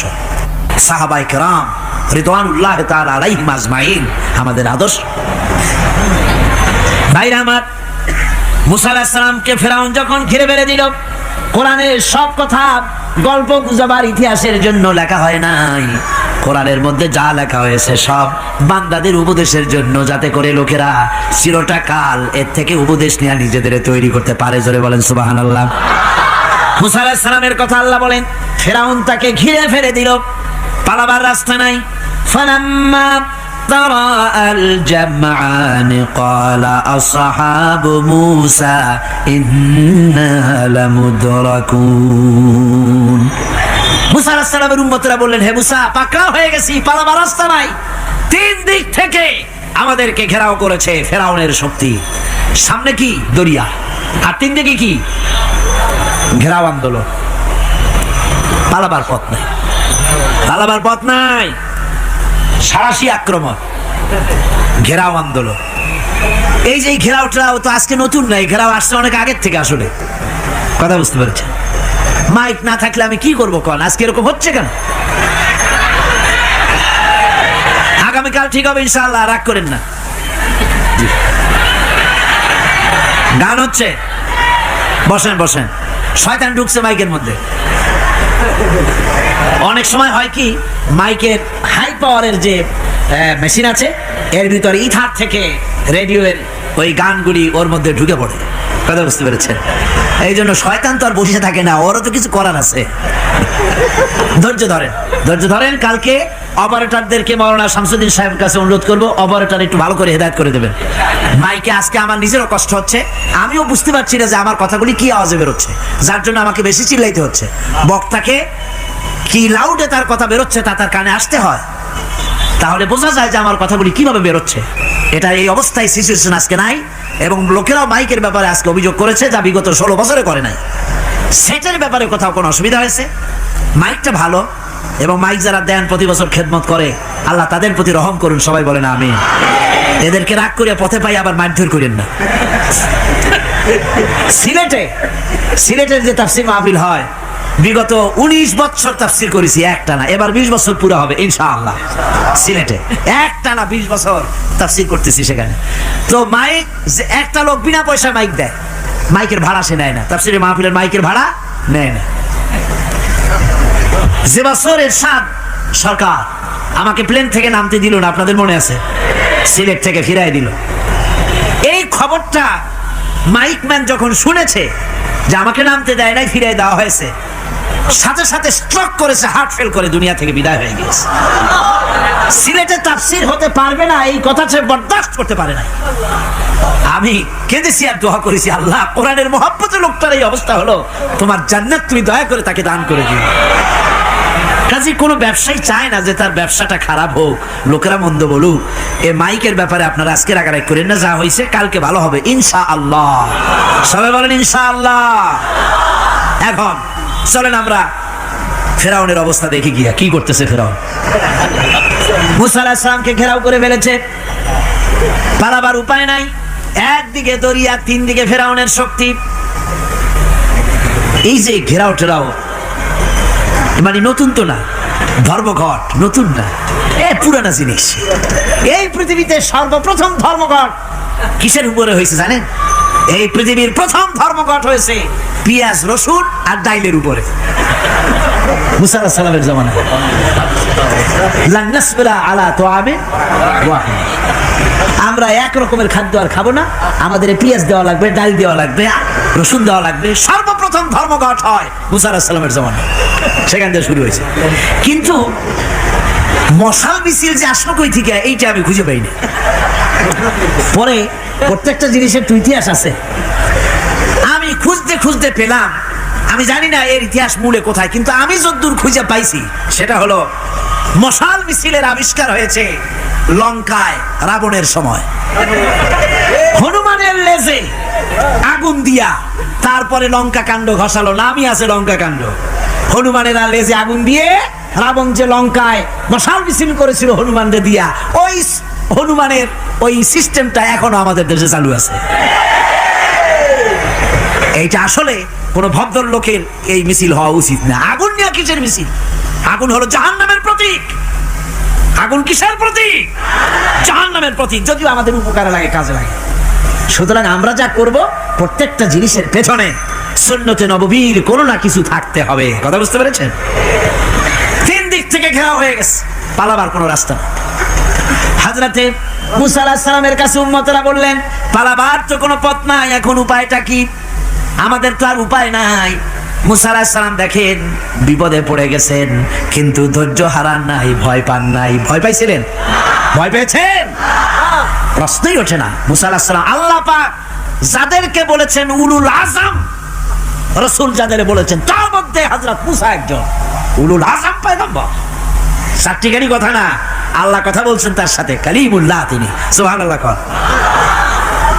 মুসা আলাইহিস সালাম শোনালেন, কাল্লা ইন্না মাইয়া রাব্বি সায়াহদিন। কখনো নয়, আমার উম্মতেরা ভয় পেও না, আমার রব অবশ্যই আমাকে পথ দেখাবে। সুবহানাল্লাহ। তিন দিক থেকে শত্রু, একদিকে দরিয়া, পালাবার কোন রাস্তা নাই। সেখানে দৃঢ়তার সাথে তিনি বলছেন, অবশ্যই আমার আল্লাহ আমারে পথ দেখাবে। সুবহানাল্লাহ। নবীরা এই দৃঢ়তা দেখিয়েছেন, অবিচলতা দেখাইছেন। আল্লাহ পাক মুসা আলাইহিস সালাম যখন এই দৃঢ়তা দেখালেন, এই অবিচলতা দেখালেন, সঙ্গে সঙ্গে জিবরাইল এসে হাজির হয়ে গেলেন। আল্লাহ পাক বলেন, ফাআওহাইনা ইলা মুসা আন আদরিব বিআসাকাল বাহরা ফানফালাকা ফাকানা কুল্লু ফিরকিন কাত্তাউদিল আযীম। মুসা আলাইহিস সালামকে আমি ওহী নাযিল করলাম, তাকে বললাম হাতে যে লাঠি আছে এই লাঠি দিয়ে আঘাত করো দরিয়ার উপরে। দরিয়ার উপরে আঘাত করলেন, একটা রাস্তা হয় নাই, 12টা রাস্তা তৈরি হয়ে গেল। আর দেওয়ালগুলা পাহাড়ের মতো উঁচা হয়ে গেল। দরিয়ার ভিতরে পাহাড়ের মতো উঁচা, মজবুত 12টা রাস্তা। এবার মুসা আলাইহিস সালাম তার দলবল নিয়ে চললেন। আল্লাহ রাব্বুল আলামিন বলেন, ওয়া আনজাইনা মুসা ওয়া মান মাআহু আজমাইন। মুসা এবং তার সাথী সঙ্গীদেরকে আমি পার করে দিলাম। মুসা আলাইহিস সালাম তার সাথী সঙ্গী নিয়ে যখন দরিয়ার মাঝখানে আসছে, ফেরাউন তার দলবল নিয়ে এসে গেছে। আসিয়া দেখে নদীর মধ্যে রাস্তা। বাবা, গুপ্ত কায়দা। ও মনে করছে ওর বাজানের তৈরি করা ডিস্ট্রিক্ট বোর্ডের রাস্তা। ওর লোকজন নিয়ে নেমে গেছে দরিয়ার ভিতরে। ও আসছে মাঝখানে, মুসা আলাইহিস সালাম চলে গেছেন ওপার, দরিয়া পার। মাঝখানে যখন এসে গেল, আল্লাহ রাব্বুল আলামিন পানিকে অর্ডার করলেন কুন। আল্লাহর তো বটন টেপা লাগে না, মুখ দিয়া কোনো হুকুম করা লাগে না, শুধু বলেন কুন। যে ব্যাপারে কুন বলেন ফায়াকুন, সাথে সাথে হয়ে যায়। আল্লাহ বললেন কুন, আর অমনি রাস্তা বন্ধ হয়ে গেল।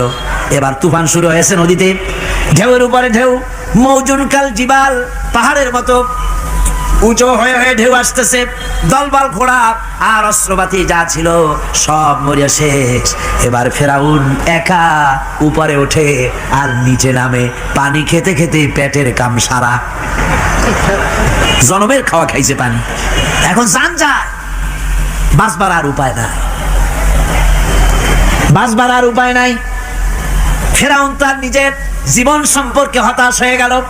এবার ফেরাউন বলতেছে, আমানতু আন্নাহু লা ইলাহা ইল্লাল্লাযী আমানাত বিহি বানু ইসরাঈল। আমি ঈমান আনলাম, আমি ঈমান আনলাম আল্লাহ ছাড়া কোনো ইলাহা নাই। ওই আল্লাহর উপর ঈমান আনলাম যে আল্লাহর উপর ঈমান এনেছে বনি ইসরাঈলেরা। আল্লাহ যাতে ঠিক পাইছে কোন আল্লাহর উপর ঈমান আনছে। বনি ইসরাঈলের আল্লাহর উপর ঈমান আনলাম। আল্লাহ এই তো মুসলমান হয়ে গেছি, এরপরও আমার সুবাও কেন? আল্লাহ রাব্বুল আলামিন জবাবে বলেন, আল আন, এখন ওয়াকাদ আসাইতা ক্বাবলু ওয়া কুনতা মিনাল মুফসিদিন। এখন ঈমান আনার কথা বলছো, অথচ যুগের পর যুগ, বছরের পর বছর ধরে আমার মানুষের উপরে মন গড়া আইন চালায়েছ, আমার পয়গম্বরের সাথে বেয়াদবি করেছো। আজ তোমাকে আমি ছাড়ছি না, তোমাকে আজকে ছেড়ে দেব না, আমি তোমাকে মারব। আর সমস্ত প্রাণীগুলিকে, স্থলচর প্রাণীগুলিকে আল্লাহ পাক অর্ডার দিয়া দিলেন, এই ফেরাউনের লাশকে ডুবাবি না, পচাবি না, খাবি না। আলিয়াউমা নুনাজ্জিকা বিবাদানিক, আমি তোমার শরীরে বাঁচায় দেব। পোকে খাবে না, পানিতে পচবে না, মাছে খাবে না, কুমিরে খাবে না, দুনিয়ার কোনো পশুতে খাবে না। আমি তোরে শুটকি বানাইয়া রাখবো, যাতে করে দুনিয়ার সমস্ত ফেরাউন যত যুগে যুগে আসে তোরে দেখে যেন হেদায়েত নিতে পারে। ফেরাউনকে আল্লাহ শুটকি বানায় রাখছে। আমি ফেরাউনদের লাশ দেখেছি ব্রিটিশ মিউজিয়ামে। ফেরাউন তো একটা না, অনেকগুলা। আসলটারে অবশ্য দেখিনি। ব্রিটিশ মিউজিয়ামে ওই ফেরাউনগুলার লাশ যখন অসুবিধা হয়, মমিগুলি, তখন ইংল্যান্ডে নিয়ে যায় চিকিৎসা করাবার জন্য। চোখটোক আছে গর্তের ভিতরে, তারপরে চামড়া টামড়া হাড়ের সাথে মিশানো, ওইভাবে চেহারা দেখলে মনে হয় যে সত্যি ফেরাউন এগুলা। আর ব্রিটিশের কাম মিশর থেকে না আনছে এমন কোনো জিনিস নাই। আমি সেখানে এক বক্তৃতা বলছিলাম, আপনারা এদের এখন সভ্য, এদের এখন ভদ্র, এরা হলো ইন্টারন্যাশনাল চোর। ওরা সারা দুনিয়া চুরি করেছে। লন্ডনে বক্তৃতা করেছি, সারাটা দুনিয়া চুরি করছে, আমাদের দেশকে শোষণ করেছে। এই বিশাল ভূভাগকে শোষণ করে ইংল্যান্ডের দ্বীপটাকে তারা সাজাইছে। তারা ময়ূর সিংহাসনের, শাহজাহানের ময়ূর সিংহাসনের ময়ূরের বাম চোখে কোহিনূর মণি লাগাইছিলেন। শাহজাহান ময়ূরের ডান চোখে কোহিনূর মণি লাগায় নাই। কোহিনূর মণির অনেক দাম, আমি দেখে এসেছি মণি। এখন সেটা কুইন এলিজাবেথের মুকুটের শোভা পাচ্ছে।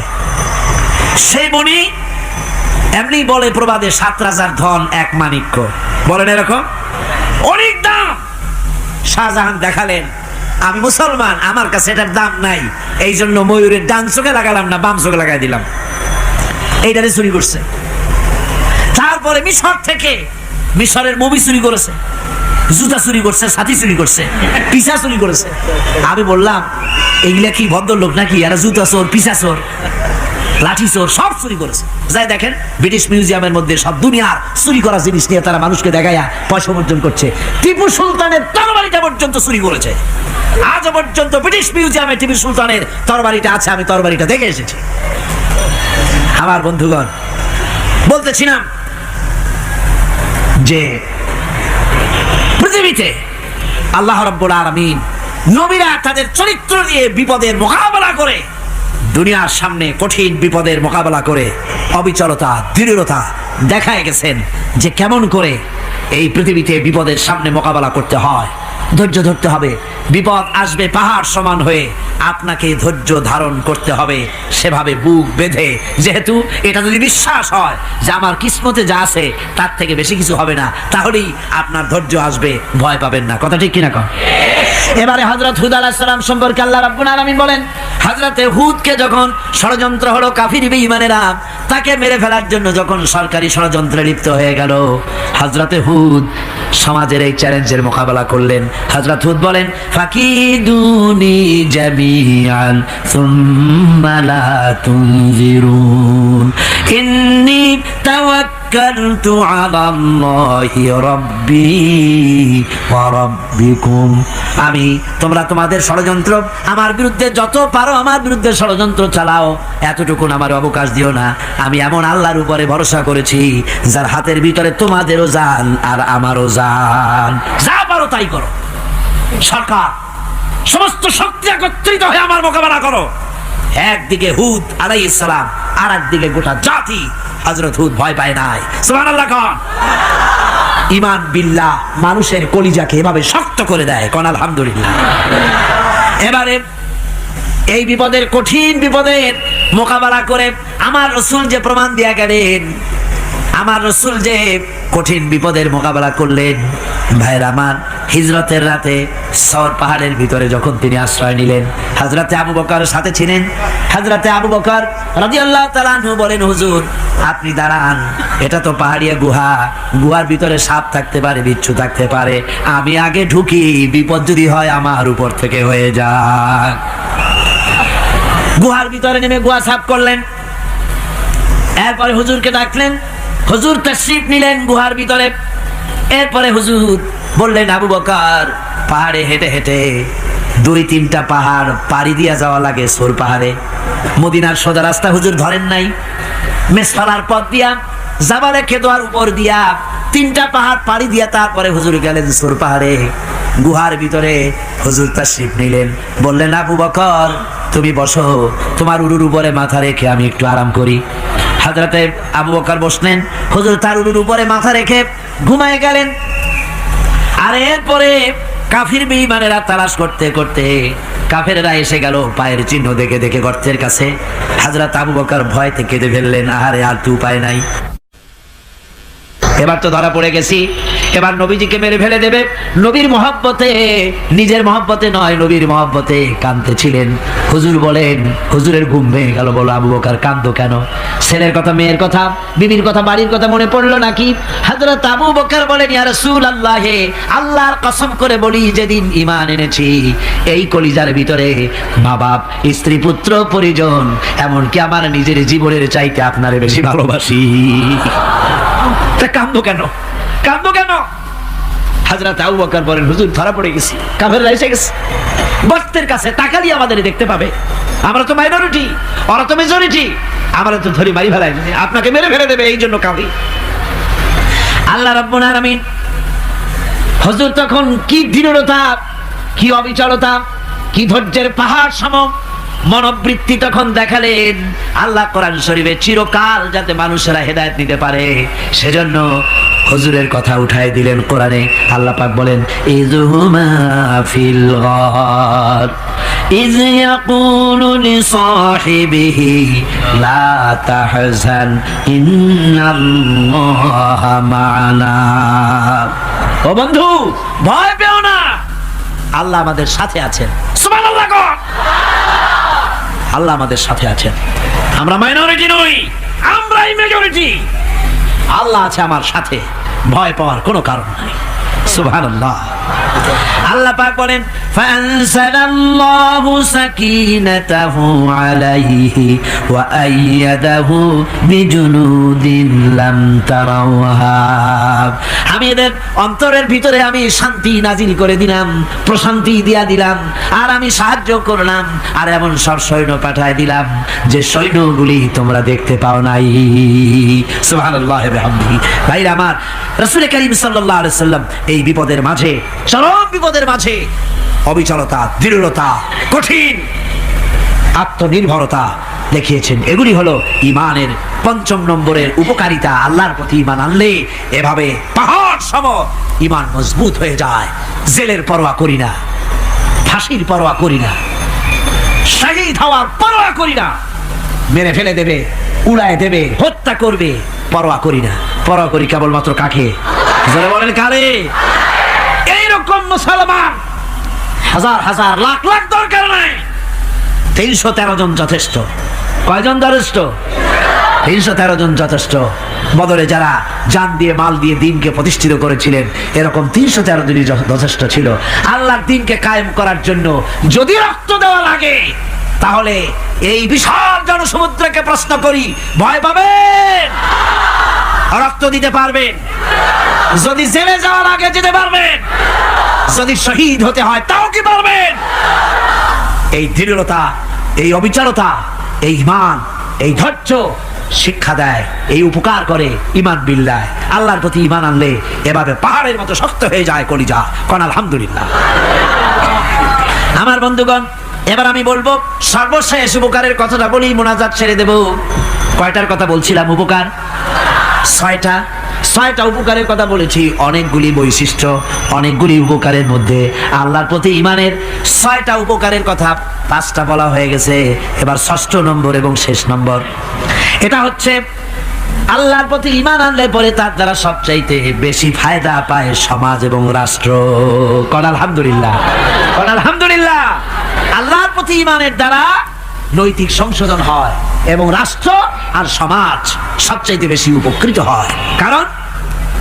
কারণ হলো ঈমানদার ব্যক্তি আল্লাহর প্রতি যে ঈমান এনেছে তার মনের মধ্যে ধারণা এটা হয়, আমার কোনো কাজ তো গোপন থাকে না। ইন্নাল্লাহা লা ইয়াখফা আলাইহি শাইউন ফিল আরদি ওয়ালা ফিস সামা। আল্লাহর কাছে গোপন বলতে কিছু নাই, আকাশেও নাই, জমিনেও নাই, কোনো কিছু গোপন নাই। সুতরাং আমি যা করি সব আল্লাহ দেখেন এবং শোনে। এমনকি মানুষ যে কল্পনা করে সে কল্পনাও আল্লাহ টের পায় না, নাকি? টের পায় কিনা? وَإِن تُبْدُوا مِنْ أَنفُسِكُمْ أَوْ تُخْفُوهُ يُحَاسِبْكُم بِهِ اللَّهُ। মনের ভিতরে যে কল্পনা করো, আল্লাহ পাক বলেন এই কল্পনারও হিসাব আমি রব্বুল আলামিন তোমার কাছ থেকে নেব। ফায়ুআযযিবু মান ইয়াশাউ, যারে খুশি শাস্তি দেব আর যারে খুশি আমি maaf করে দেব। জোরে বলেন সুবহানাল্লাহ। ফায়াগফিরু লিমান ইয়াশা ওয়া ইউআযযিবু মান ইয়াশা, যারে খুশি maaf করব, যারে খুশি শাস্তি দেব, কল্পনারও হিসাব নেব। এই কথা মুমিনের যদি জানা থাকে তাহলে আর তার কোনো চিন্তা থাকে না, তার নৈতিক চরিত্র ভালো হয়ে যায়। কোন সুবহানাল্লাহ। মোনাজাতের কথা শুনে গতকাল বলছিলাম যে মোনাজাতের কথা শুনে যারা হাঁটে, আমি বুঝি না, আমার বুঝে আসে না যে এটা কেমন ধরনের নৈতিকতা। আপনি আপনার বিবেককে কি বুঝান? এই বিশাল জনসমুদ্র নিয়ে আল্লাহর কাছে হাত তুলবো, দোয়া করব, মোনাজাত করব, এই লোভ সম্বরণ করেন কি করে? আশ্চর্য কথা, আশ্চর্য কথা। আমার বন্ধুগণ, ঈমানদার লোক আল্লাহর প্রতি ঈমান আসলে পরে সমাজ উপকৃত হয়, রাষ্ট্র উপকৃত হয়ে যায়। যেহেতু বান্দা জানে আমি দায়িত্বহীন কোনো কথা বলতে পারবো না, দায়িত্বহীন কোনো কাজ করতে পারবো না। আল্লাহ পাক বলেছেন, মা ইয়ালফিযু মিন কাউলিন ইল্লা লাদাইহি রাকীবুন আতীদ। বান্দা এমন কোনো কথা বলে না যে কথা আমার ফেরেশতারা রেকর্ড করে না রাখে। কাজী মুমিন ব্যক্তি আল্লাহর ভয়তে দায়িত্বহীন কথা বলবে না। নির্বাচন আসতে পরে রাস্তা সোনা দিয়ে বান্ধায় দেব, এই করব সেই করব, না খাইয়া কেউ মরবেন না। আসে না নির্বাচনের সময় সারাগালি বদনারা মঞ্চে দাঁড়িয়ে কত বড় বক্তৃতা করে, ভাইয়ের আমার, বোনের আমার, এবার আমার বোতল মার্কা বাক্স, আপনারা আমাকে ভোট দিয়ে দেশ এবং জাতির আরেকবার 12:30 বাজাইবার সুযোগ দিন। এবার ক্ষমতায় গেলে কেউ না খাইয়া মরবেন না, কিন্তু কি খাইয়া মরবে তাও বলে না। এর মারফতি অর্থ হচ্ছে এই, ওরা যদি ক্ষমতায় যেতে পারে তাহলে বিষ খাইয়া হোক, গুলি খাইয়া হোক, কিছু না কিছু খেয়ে মরতে হবে। একেবারে খালি পেটে মরলে গ্যাস্ট্রিক হওয়ার সম্ভাবনা আছে। ঈমান বিল্লাহ যদি না থাকে, আল্লাহর ভয় যদি না থাকে, তাহলে দায়িত্বহীন কথা বলে। আর আল্লাহর ভয় যদি থাকে তাহলে নৈতিকতার সংশোধন হয়ে যায়, দায়িত্বপূর্ণ কথা বলে, মানুষকে ফাঁকি দেয় না। আমার বন্ধুগণ, আল্লাহ রাব্বুল আলামিন তার বান্দা যারা আল্লাহকে ভয় করে, সে ভয় করা বান্দাগুলির মনের মধ্যে এই চিন্তা এসে যায়, আমি যেখানে থাকি না কেন আল্লাহ আমাকে দেখতেছেন, শুনতেছেন। রাতে হোক দিনে হোক যেখানে আছি আল্লাহ আমারে দেখতেছেন। আল্লাহ পাক বলতেছেন, ওয়া হুয়া মাআহুম ইজ ইউবাইতুনা মা লা ইয়ারদা মিনাল কওলি ওয়া কানা আল্লাহু বিমা ইয়ামালুনা মুহীতা। আল্লাহ পাক বলেন, আমি তো আমার বান্দার নিকটে তখনও থাকি যখন সে গোপনে গোপনে রাতের বেলায় আমার মর্জির খেলাফ পরামর্শ করে। আমার মর্জির খেলাফ পরামর্শ করতেছে রাত্রে, আমি তো তখনও কাছে থাকি, ওটা আমি শুনি। ঈমান যদি আসে তাহলে এই সব কাজ থেকে সে বিরত থাকে। সে যদি কম হয় সেখানেও আল্লাহ, বেশিও যদি হয় সেখানেও আল্লাহ। এমন কোন জায়গা আছে নাকি চিটাগংয়ে যেখানে আপনি একটা আকাম করবেন আর আল্লাহ টের পাবে না? কোন আছে নাকি? আচ্ছা, চট্টগ্রামে না থাকুক, বাংলাদেশের কোন জায়গা আছে নাকি? পার্বত্য চট্টগ্রামে যত পাহাড় আছে, উঁচু নিচে জায়গা আছে, ওই জায়গায় বোধহয় আছে নাকি? সারা পৃথিবীতে আছে কোথাও আল্লাহকে ফাঁকি দেওয়ার জায়গা? কোথাও? সব স্পষ্ট। আল্লাহ কি ঘুমায় নাকি? ঘুমায়? তার কাছে দিনও যায়, রাতও তাই। সমানে তিনি দেখতে পান, শুনতে পান, সবকিছু দেখতে পান, সবকিছু শুনতে পান। তাকে ফাঁকি দেওয়ার কোনো উপায় নাই। এই জন্য ৬ষ্ঠ নম্বরের উপকার যেটা হয় সেটা হলো সমাজ উপকৃত হয় ওই মানুষ দিয়ে যার মধ্যে ঈমান আছে। হযরত ওমর রাদিয়াল্লাহু তাআলা আনহু রাতের আধারে শেষ রাত্রে ঘুরতেছিলেন, দেখেন এক বাড়িতে কথা হচ্ছে, কথাবার্তার আওয়াজ পাওয়া যায়। মনে করলেন কোনো অসুখ বিসুখ নাকি। ঘরে গিয়ে কান পাচ্ছেন দেওয়ালের সাথে, শুনতে পাচ্ছেন ভিতরে বুড়ি মা তার মেয়েকে বলছে, এই মেয়ে ওঠ, উটের দুধ দোয়াই নিয়ে আসছি, এর মধ্যে পানি মিশা, তারপর সকালে বাজারে নিয়ে যা। মেয়ে বলছে, মা এই কামটা আমি পারবো না। কেন পারবি না? হযরত ওমর ফরমান জারি করেছেন, দুধে পানি মিশাতে নিষেধ করেছেন, কাজে এই কাজটা আমি পারবো না। আরে বেটি, আমিরুল মুমিনিন দেখ এখন কোথায় যায়, ঘুমাই আছে, সে কি দেখতেছে নাকি যে পানি মিশাই নাকি মিশাই? মেয়ে বলতেছে, মা আমিরুল মুমিনিনকে ফাঁকি দেওয়া যেতে পারে, তার পুলিশ বাহিনীকে ফাঁকি দেওয়া যেতে পারে, কিন্তু আল্লাহ রাব্বুল আলামিনের চোখকে ফাঁকি দেওয়া যাবে না। হযরত ওমর এই কথা শুনে বাড়ি চলে গেলেন আর নিজের ছেলেকে ডেকে বললেন, ছেলে আমার, অমুক জায়গায় একটা বাড়ি আছে, সেখানে একটা যুবতী মেয়ে আছে, ওই মেয়েটার বিয়ে হয়েছে কিনা শোনো, যদি বিবাহ না হয়ে থাকে তুমি তোমার নিজের বিয়ের প্রস্তাব দাও। আমিরুল মুমিনিন এই মেয়েটা সুন্দরী কেমন, স্বাস্থ্য কেমন কিছুই দেখলেন না, দেখলেন তাকওয়া। কি দেখলেন? আল্লাহর ভয়। আল্লাহর ভয় যখন একটা জাতির মধ্যে আসে, পুলিশ লাগে না, পুলিশের কাজ কমে যায়। পুলিশ তো পাহারা দিতে দিতে অস্থির হয়ে যায়, সারা রাত দিন সমানে কষ্ট করতে হয় তাদের। অধ্যাপক মুফিজুর রহমান সাহেব কালকে যে কথাটা বলছিলেন, আসামি পুলিশরা কত কষ্ট করে জানবাজি করে আসামি ধরে, আর টেলিফোন আসে, হ্যালো কে, চিটাগংয়ের এসপি নাকি? বলে হ্যাঁ। কারে ধরছো? ধরছি তো বল্টু মিয়ারে। ছাড়ো মিয়া, বল্টু আমার দলের লোকটা, তুমি ঠিক পাও নাই, তোমার নাক টাইট দিয়ে দেবে। বল্টুরিও ছাড়ো আর তার বন্দুকও ছাড়ো, ঠিক কিনা? আমার ভাইয়েরা, সুতরাং ঈমান যদি এসে যায় জাতির মধ্যে, পুলিশের দরকার হবে না, পুলিশ দরকার হবে কিন্তু তাদের ডিউটি কমে যাবে, আসামিরা আর অন্যায় কাজ কম করবে। রাসূলুল্লাহ যখন প্রেসিডেন্ট হয়েছিলেন, একজন মহিলা জিনা করেছিল, হাদিস শরীফে এসেছে, ওই মেয়ে লোকটাকে জিনা করতে কেউ দেখে নাই, জিনা করার পর তার মধ্যে অনুভূতি জাগলো, এমন পাপ করেছি, এখন তো আমার জাহান্নাম ছাড়া উপায় নাই। মেয়ে লোকটি রাসূলুল্লাহর কাছে এসে গেলেন, এসে বললেন, হুজুর আমি তো জিনা করেছি, আমারে শাস্তি দেন। হুজুর মুখ ডান দিকে ফিরালেন, মেয়ে লোকটা ডান দিকে এলো, বললো জিনা করেছি, শাস্তি দেন। হুজুর বাম দিকে ফিরলেন, মেয়ে লোকটা বাম দিকে এসে বললো জিনা করেছি, শাস্তি দেন। মেয়ে লোকটা কিন্তু জানে জিনার শাস্তি সহজ ব্যাপার নাই, পাথর মেরে উড়িয়ে দেওয়া, মৃত্যুদণ্ড জানা আছে তার। এরপরে মেয়ে লোকটা চিন্তা করেছে, দুনিয়ায় পাথর খেয়ে মরবো, কিন্তু তবুও জাহান্নামের কঠিন আগুন সহ্য করতে পারবো না। রাসূলুল্লাহ বললেন, ও মেয়ে লোক, তুমি কি জিনা কর্তৃক গর্ভবতী হয়েছো নাকি? মেয়ে লোকটা বলল, হুজুর আমি গর্ভবতী হয়েছি। হুজুর বললেন, তুমি অপরাধ করেছো, তোমার গর্ভস্থিত সন্তান তো কোনো অপরাধ করে নাই, সুতরাং শাস্তি এখন দেওয়া যাবে না, ডেলিভারি হোক তারপরে শাস্তি দেব। মেয়ে লোকটা চলে গেলেন।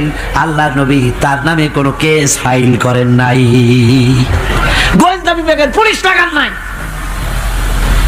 ডেলিভারির পর এই মেয়ে লোক আবার এসে হাজির, পুলিশ দিয়ে আনা লাগে নাই, আবার এসে হাজির, হুজুর আমি সেই হতভাগিনী, বলছিলেন ডেলিভারির পর বিচার করবেন, এই যে বাচ্চা হয়েছে, এই বাচ্চার দায়িত্ব কাউকে দেন, আর আমারে তাড়াতাড়ি শাস্তি দেন, আমি যদি মরে যাই আমি জাহান্নামে চলতে পারবো না। হুজুর বললেন, অপরাধ তুমি করেছো, এই বাচ্চার অধিকার আছে তোমার বুকের দুধ খাবে, আমি সেই অধিকার বাচ্চাকে নষ্ট করতে পারি না, বাচ্চা দুধ ছাড়ুক তারপরে এসো। 2 বছর যেতে না যেতে ওই মেয়ে লোকটি বাচ্চারে করে করে নিয়ে এসেছে, পুলিশ লাগে নাই, গোয়েন্দা বিভাগের কাউকে পাঠানো লাগে নাই, মেয়ে লোকটি বাচ্চা করে করে নিয়ে এসে হাজির, হুজুর আমারে চিনছেন নাকি? আমি তো সেই হতভাগিনী, জেনা করছিলাম, বিচার চাইছিলাম, ডেলিভারি পরে হবে বলছিলেন, দুধ ছেড়ে দিলে পরে হবে বলেছিলেন, আমার ছেলে এখন দুধ ছেড়ে দিয়েছে, আমি তারে রুটি খাওয়া শিখাইছি, দুধ ছাড়া এখন সে বাঁচবে, আমি তার হাতে রুটি দিয়ে আনছি, দেখেন ও রুটি খেতে পারে, আর দেরি করবেন না, আমার বিচার করে দেন। রাসূলুল্লাহ ছেলেটার দায়িত্ব কাউকে দিয়ে দিলেন, আর বললেন এই মহিলাটিকে নিয়ে যাও, বুক পর্যন্ত মাটির মধ্যে গেড়ে দিয়ে তারপরে রজম করো। মেয়ে লোকটিকে বুক পর্যন্ত গেড়ে দেওয়া হলো, চতুর্দিক থেকে পাথর মারা হচ্ছিল, পাথরে দেখে শরীরে রক্ত ছিটে এক সাহাবীর গায়ে লাগলো, সাহাবী তারে গালি দিয়েছিলেন, হুজুর শুনে বললেন সাহাবী গালি দিও না, এই মেয়ে লোকের তওবা আল্লাহর কাছে এত কবুল হয়ে গেছে, যদি এই তওবাকে ভাগ করে দেওয়া হয় গোটা মদিনাবাসীর নাজাতের জন্য তা যথেষ্ট হয়ে যাবে।